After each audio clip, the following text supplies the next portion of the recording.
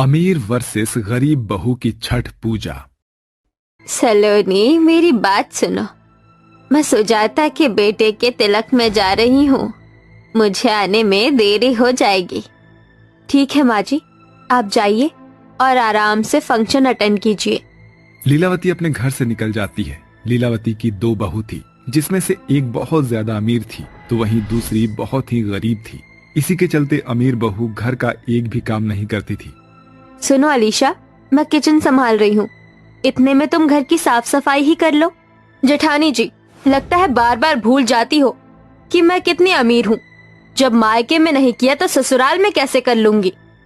अलीशा ऐसा कहकर अपने कमरे में चली जाती है, जिसके बाद बेचारी सलोनी अकेले ही सारा काम करती है। वहीं दूसरी तरफ लीलावती अपनी सहेली के बेटे के तिलक में पहुंच जाती है, जहां वो फंक्शन खत्म होने के बाद अपनी सहेली से बात कर रही होती है। क्या हुआ लीलावती? मैंने तुझे देखा, तू बहुत ज्यादा परेशान नजर आ रही है। सब कुछ ठीक तो है ना? तेरी दोनों बहू घर को सही से संभाल तो रही है ना? अब तुझे क्या ही बताऊं बहन, मेरी दोनों ही बहू की शादी को आज 2 साल हो गए हैं और इन 2 सालों में एक बार भी उनकी कोख में कोई संतान नहीं ठहर पाई है। समझ नहीं आ रहा क्या करूं। इलाज भी करवा रही हूँ और परहेज भी। अरे बहन, ये तो बहुत बड़ी समस्या है, लेकिन इसका भी समाधान है। तुझे पता ही होगा कि छठ माता की पूजा आने वाली है। तू अपनी दोनों बहू को क्यों नहीं कहती कि वो दोनों छठ पूजा करे? छठ माता के प्रसन्न होते ही उनकी गोद भर जाएगी। अच्छा, ऐसी बात है तो मैं अपनी दोनों बहू को छठ माता का व्रत करने के लिए जरूर कहूंगी। क्या तुम मुझे बता सकती हो इसमें क्या क्या किया जाता है? ये 4 दिन की पूजा होती है। पहले दिन पर सेंधा नमक घी से बना आखा चावल लौकी की सब्जी प्रसाद के रूप में ली जाती है। दूसरे दिन पर उपवास शुरू हो जाता है। इस दिन खीर बनाते हैं। व्रत रखने वाले लोग इस खीर को खाते हैं। तीसरे दिन पर डूबते हुए सूरज को घुटने तक पानी में खड़े होकर सूरज को अर्घ दिया जाता है और उसके बाद जब चौथा दिन आता है, उगते हुए सूरज को अर्घ चढ़ाते हैं। भाई दूज के तीसरे दिन ये व्रत आरंभ होता है। और हाँ, इस व्रत में कोई भूल चूक माफ नहीं होती। जरा सी गलती के चलते छठ माता नाराज हो जाती है। अगर ऐसी बात है तो ठीक है, मैं अपनी दोनों बहू को इस व्रत को रखने के लिए कहूंगी। इसी के चलते क्या पता मेरी दोनों बहू गर्भवती हो जाए। छठ माता पर भरोसा रखो, सब कुछ ठीक हो जाएगा और तुम्हारी दोनों बहू को संतान जरूर होगी। ये सुनकर लीलावती बहुत खुश होती है। वो खुशी खुशी अपने घर लौट आती है। घर आने के बाद वो अपनी दोनों बहुओं को छठ माता के बारे में बताती है और उन्हें उपवास रखने के लिए कहती है। देखो, कुछ दिनों में छठ पूजा आने वाली है। मैं चाहती हूँ कि अपनी संतान के लिए तुम दोनों व्रत रखो। अगर ऐसी बात है माँ जी, तो ये व्रत जरूर रखूंगी। अपनी संतान के लिए मैं कुछ भी करना चाहूंगी। मुझे तो नहीं लगता ऐसा करने से कुछ होने वाला है, लेकिन अगर आप कह रही हो तो ठीक है, मैं कर लूंगी। दोनों बहू तैयार हो जाती हैं, लेकिन अलीशा केवल फॉर्मेलिटी के लिए ही इस व्रत को रखने वाली होती है। छठ पूजा आने से पहले सलोनी पूरे घर की साफ सफाई बहुत अच्छे से करती है।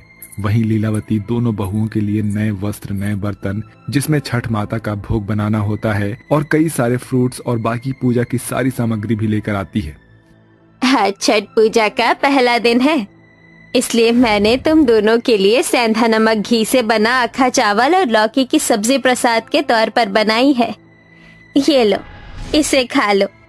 उसके बाद कल तुम्हारा दूसरा दिन होगा और कल पूरे दिन तुम्हें भूखा रहना पड़ेगा। क्या कहा माँ जी? पूरे दिन भूखा रहना पड़ेगा? ये कैसे हो सकता है? चिंता क्यों कर रही हो? शाम को मैं तुम्हारे लिए खीर बना दूंगी। बस पूरा दिन किसी तरह तुम्हें बिताना होगा। माँ जी, ये छठ माता का प्रसाद जो आपने बनाया है, ये बहुत स्वादिष्ट है। कल का व्रत मैं पूरी श्रद्धा के साथ रखूंगी। सलोनी इधर कल के व्रत के बारे में बात कर रही होती है, तो वहीं अलीशा माता के प्रसाद की स्नैप खींचती है और उसे अपने सोशल मीडिया पर पोस्ट कर देती है। सबको पता चलना चाहिए कि मैंने छठ माता का व्रत रखा है।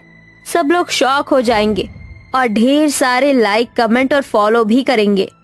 अलीशा ऐसा कहकर अपने कमरे में चली जाती है और किसी भी काम को हाथ नहीं लगाती।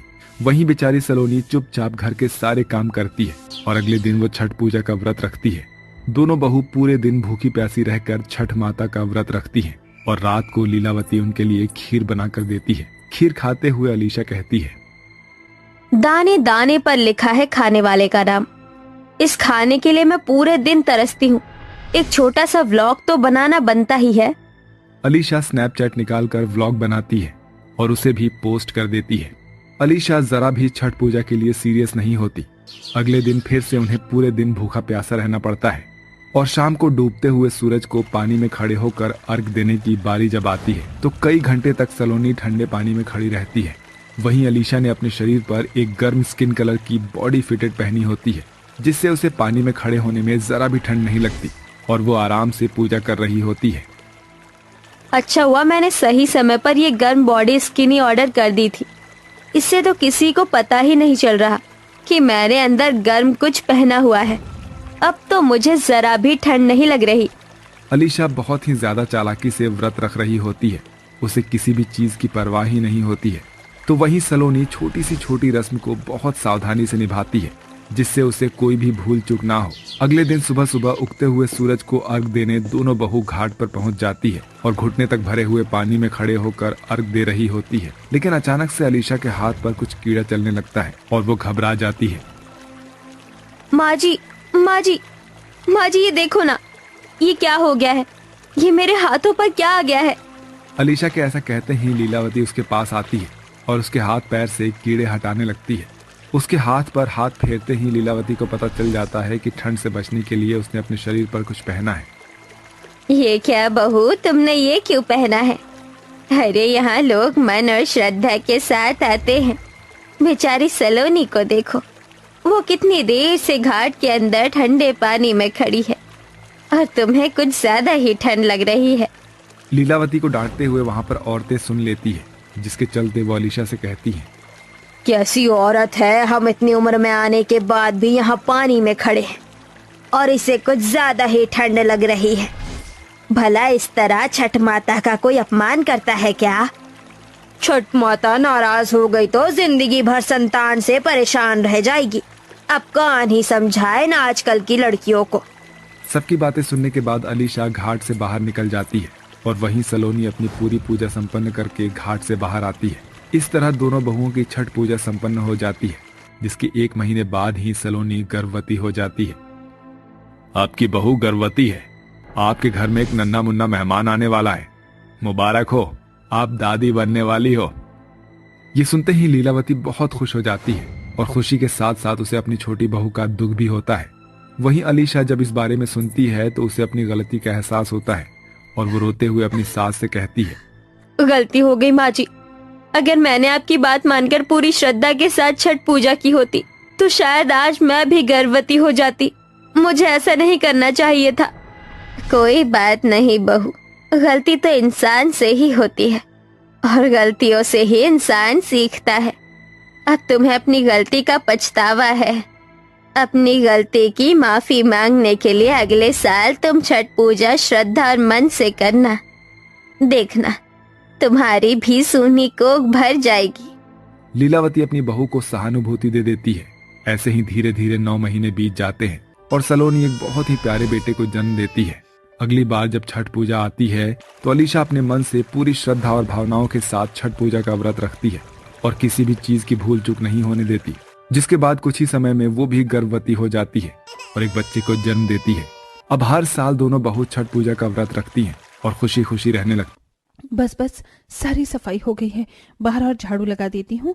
अरे नैना, तू क्या कर रही है? सफाई करने को कहा था, उसके लिए तू गाने लगाने लग गई और अब खाना भी नहीं बना है अभी तक। अरे क्या है तुझे, पता है ना, मैं जब कोई भी काम करती हूँ तो बैकग्राउंड में गाने चलने चाहिए। अब गाना ही नहीं मिल रहा कोई। ऐसे तो तू कोई भी काम नहीं करेगी। मुझसे बकवास मत कर ब्लैक बकरी, जा काम कर, माँ आती ही होगी। आई नहीं होगी, आ चुकी हूँ। क्या कर रहे हो तुम दोनों? अभी तक काम नहीं समेटा। अरे माँ आप आ गई, आशीर्वाद तो दीजिए। दोनों बेटी उसके पैर छूती हैं और आशीर्वाद लेती हैं। जुग जुग जियो मेरी बेटी और खूब फलो फूलो। चलो मैं थोड़ा कपड़े बदल कर आ जाऊं, नहीं तो मुझे सर्दी लग जाएगी। ठीक है माँ। फिर कुंती कपड़े बदलने चली जाती है। इतने में सर पर छठ पूजा का टोकरा लिए इन दोनों का पिता महेश आ जाता है। अरे बाप रे, ये टोकरा तो बड़ा भारी है। नैना बिटिया जरा लेना, और हाँ, ये प्रसाद बाहर बांट देना। ओहो, ऐसे काम आप बड़ी बहन से करवाया करिए। देखिए कितना मिट्टी का टोकरा हो रहा है। अगर मेरे हाथ पर मिट्टी लग गई तो इसकी तरह काली हो जाऊंगी मैं।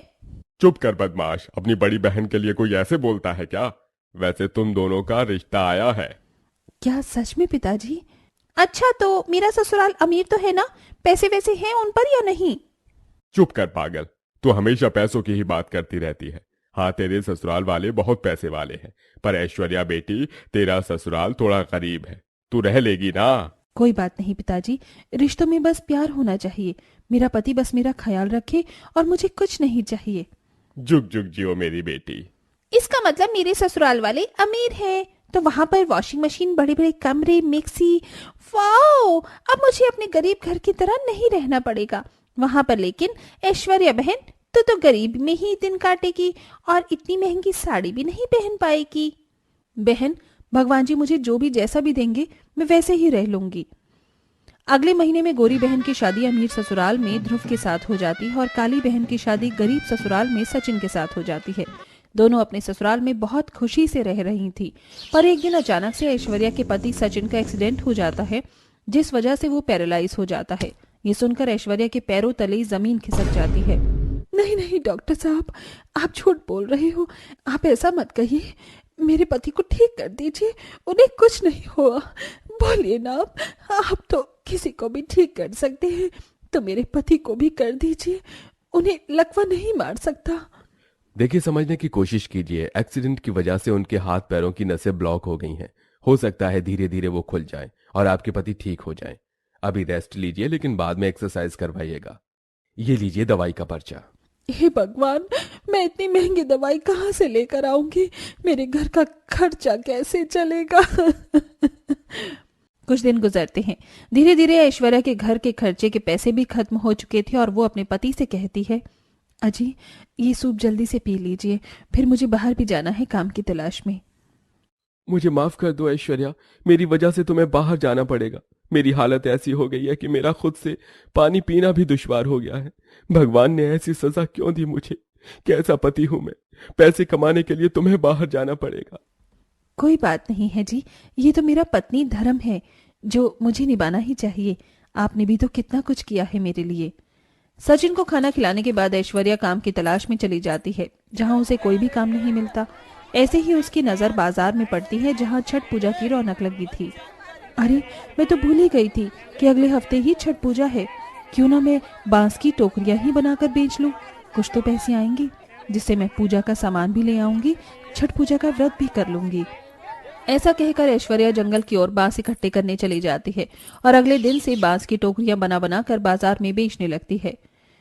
टोकरी ले लो, टोकरी, बांस की अलग अलग छोटी बड़ी टोकरियां, डालियां ले लो। सुनिए, ये बड़ा वाला डलिया और टोकरी कितने की है? बस बहन जी, 150 के दोनों, 100 का एक। अच्छा, तो दोनों दे दो। इस तरह ऐश्वर्या अपने हाथ की बनाई हुई टोकरी बेचती है। जहां एक तरफ ऐश्वर्या छठ मनाने के लिए अपने घर को मिट्टी और गोबर से लीप देती है, गरीबी में कुछ न कुछ जुगाड़ करके घर की सफाई करके वहां रौनक ले आती है, वहीं दूसरी ओर नैना ब्यूटी पार्लर जाकर तैयार होती है, नेल पेंट लगाती है, महंगी महंगी शॉपिंग करती है और छठ से पहले वो छठ का सामान लेने बाजार पहुंचती है तो उसकी नजर अपनी बहन पर पड़ती है। ओ लाला, ये मैं क्या देख रही हूँ? ऐश्वर्या, तूने अपनी कितनी गरीब वाली हालत बना रखी है। तेरी हालत बिल्कुल लप्पू जैसी हो चुकी है, धूप में बैठ बैठ कर, और काली हो गई है तू। तू तो कह रही थी कि मेरा पति मुझे जैसे भी रखेगा मैं उसके साथ खुश रहूंगी, तो ऐसे रख रही हैं तुझे मेरे सो कॉल्ड जीजू जी। ऐसी कोई बात नहीं है, पर घर के हालात कुछ ऐसे हैं कि मजबूरन मुझे ये सब करना पड़ रहा है, और छठ भी तो आ रहा है। अच्छा, अभी मैं छठ पूजा की शॉपिंग करके ही आ रही हूँ, बस थोड़ा सामान और लेना है।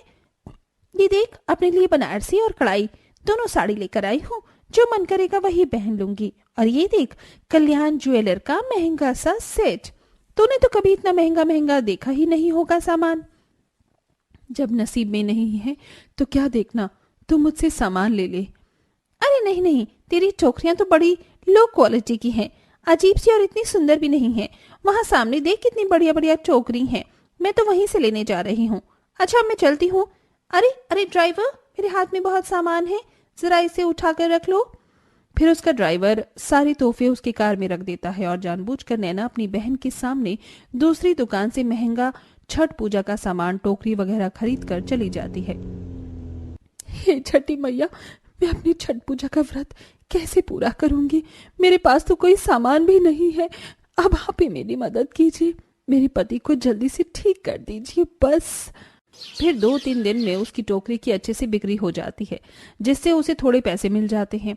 वो लंबा सिंदूर लगाकर पूजा का और अपने श्रृंगार का सामान लेकर नियम से छठ पूजा की 2 दिन की विधि नहाकर और खाकर और खरना पूरी करती है।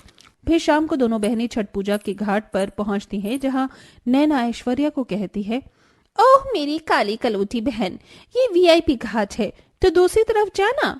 ये तुम क्या बोल रही हो बेटी? छठ पूजा का घाट सबके लिए बराबर होता है। फिर दोनों बहनें सूर्य को अर्घ्य देकर चली जाती हैं। उफ, कितनी ठंड हो रही है, कल सुबह जल्दी आना है, थोड़े मोटे कपड़े पहन के या शॉल ले लूंगी। सूर्योदय होने के टाइम काली बहू 1 घंटे पहले ही वहां पहुंच जाती है और सूर्योदय होते ही जल अर्पण कर देती है। वहीं 4-5 बजे नैना आती है तो सूर्य को अर्घ्य देती है। हे छठी मैया, मैंने बहुत श्रद्धा से आपका व्रत रखा है, नियम का पालन किया। अगर मुझसे जाने अनजाने कोई भूल चूक हुई हो तो मुझे माफ करना और मेरी मन्नत को पूरा करना। मेरे पति को आप बिल्कुल ठीक कर दीजिए। उसका व्रत संपूर्ण होते ही छठी माता स्वयं अपने दर्शन देती हैं। आसपास की चीजें थम जाती हैं। ये सब होता हुआ नैना भी देखती है। पुत्री, मैं तुम्हारी श्रद्धा भक्ति से अत्यंत प्रसन्न हूँ। तुमने गरीबी में भी अपने संघर्ष के साथ छठ पूजा का व्रत किया, इसीलिए मैं आशीर्वाद देती हूँ, तुम्हारा पति दीर्घायु और स्वस्थ जीवन जिए और तुम्हें धन की कभी कमी ना हो। और नैना, तुमने जो अपनी बहन के साथ बर्ताव किया है उसका फल तुम्हें ज़रूर मिलेगा। और तुमने ये कैसे सोच लिया कि मैं इन महंगे सामान से प्रसन्न होंगी? अगर इस बार तुमने अपनी गलती को नहीं सुधारा तो इसका जवाब मैं स्वयं तुम्हें दूंगी। तुम देखती जाना। इसीलिए अपने ये पैसों का घमंड छोड़ दो। मैं तुम्हें आखिरी मौका देती हूँ, क्योंकि जिसने तुम्हें बनाया है वही तुम्हें बिगाड़ भी सकता है। नहीं छठी माता, क्षमा कीजिए। ये कहते ही छठी माता उसी तालाब में चली जाती हैं। इतने में नैना के पास उसके पति के एक्सीडेंट की खबर आती है। ये सुनकर नैना ऐश्वर्या से माफी मांगती है। ये क्या हो गया ऐश्वर्या, मैंने तेरे साथ बुरा किया है, उसके लिए मुझे माफ कर दे। मुझे अपने किए की सजा मिल गई है। छठी मैया मुझसे नाराज हो गई है। मैं पूरी विधि के साथ अगले साल उनकी पूजा करूंगी, तो मुझे सब बताएगी ना? हाँ, मैं तुझे सब बताऊंगी, लेकिन अभी छठी मैया ने तुम्हें एक मौका दिया है। पहले जीजू के पास चलते हैं, अभी उनको देखते हैं। इस तरह नैना को अपनी गलती का एहसास होता है। दोनों बहनें ध्रुव के पास हॉस्पिटल पहुंचती हैं, जहां वो खतरे से बाहर होता है। फिर ऐश्वर्या घर जाकर अपने पति को बिल्कुल सही सलामत पाती है। हे छठी मैया, जैसे आपने मेरे पति को बिल्कुल ठीक कर दिया, ऐसे ही कृपा अपनी सब पर बनाए रखना। जय हो छठी मैया की।